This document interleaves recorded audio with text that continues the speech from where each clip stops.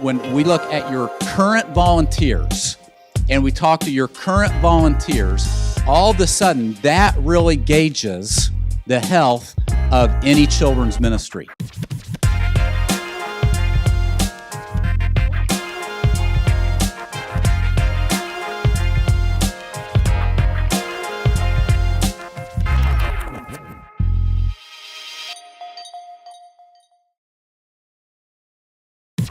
We talk a lot about recruiting volunteers in children's ministry and the need to recruit and 10 tips to recruit and 7 best kept secrets for recruiting.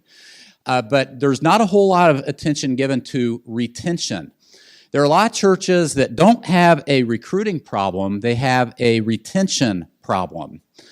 If you invited me to come and visit your church and spend a Sunday or spend a couple of days and really help you evaluate your children's ministry with some fresh eyes, one of the first things I would look at, if I want to really evaluate the health of your children's ministry, I'm not going to look at the facilities first. Now, I do want to look at the facilities, but I'm not going to look at the facilities. I don't want to look at your budget. I don't want to look at what are you doing on Wednesday nights first or what curriculum we're using on Sunday morning first. I'm going to look at the health of your current volunteers, because when we look at your current volunteers and we talk to your current volunteers, all of a sudden that really gauges the health of any children's ministry. Now, the buildings are important. Safety and security are important. Your curriculum is crucially important.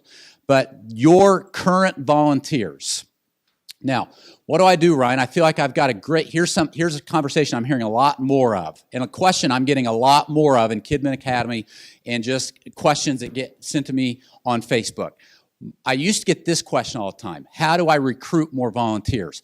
And 3 or 4 years ago, I would have said, if we were in this room 3 or 4 years ago, I would have said the number one question I get is, how do I recruit more volunteers? Now, that's still a question toward the top, but I don't know if this is the number one anymore. Here's a question I hear a lot. Ryan, I feel like I have enough volunteers, I just can't get them all to show up, right? I feel like I get it all scheduled, and then I check Planning Center on Saturday night, and wow, okay, they're not going to be there, or they don't tell me on Planning Center they're not going to be there. They just don't show up. Can anybody feel my pain here, right? What do you do about that? What do you do with the volunteers that just don't show up? You ever have this happen to you? It's not fun. Don't you hate it when your phone rings on Sunday morning before church? Because you know what it means. Someone's not going to be there. But hey, at least they've given you a call. What's worse is when they just don't show up. And when you have a leader that's just not showing up, it really requires a personal conversation. There is no reason to fume about it, to get upset about it.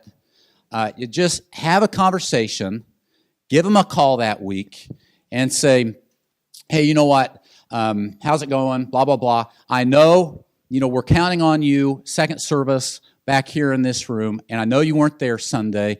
I was just calling to make sure, is everything okay? Now, here's what you've done. First of all, you've set a benchmark that there's some accountability, which is why you don't want to just grovel and fume in silence. So you've set a benchmark and some accountability. You've also opened up a conversation. You've not said, why weren't you there on Sunday? Okay, which immediately puts somebody in the defensive. You've asked, is everything okay? Or is there anything going on I need to know about? Which then creates a conversation, which then alerts you to really what's going on so that you can address it or help. Somebody that chronically doesn't show up, you really need to look at, you need to be careful about putting those chronic no-shows in positions that are important, right? Because you rely on them. Retention.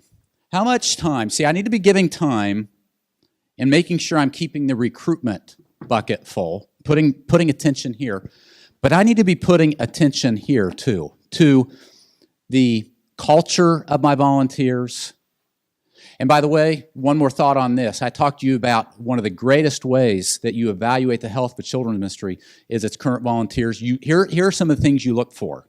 You look for things like, are they getting there on time? Or even, are they getting there early? right? If they're showing up late, that tells me something, and it should tell you something. Are they excited are they excited in front of those kids? Can you tell they've prepared? Are they recruiting volunteers themselves? When you look at some of these measures and you really think through, okay, as a leader and as a cheerleader, as a coach to this group of volunteers, how well am I doing? When you really build a team of people and you create a good culture within that volunteer team where there are relationships being met, you're giving them breaks when they need breaks, you're not putting too much on them, you're making it fun, you're reminding them of how serious this is and the success stories and what God's doing, all of a sudden these people, you won't have a retention problem.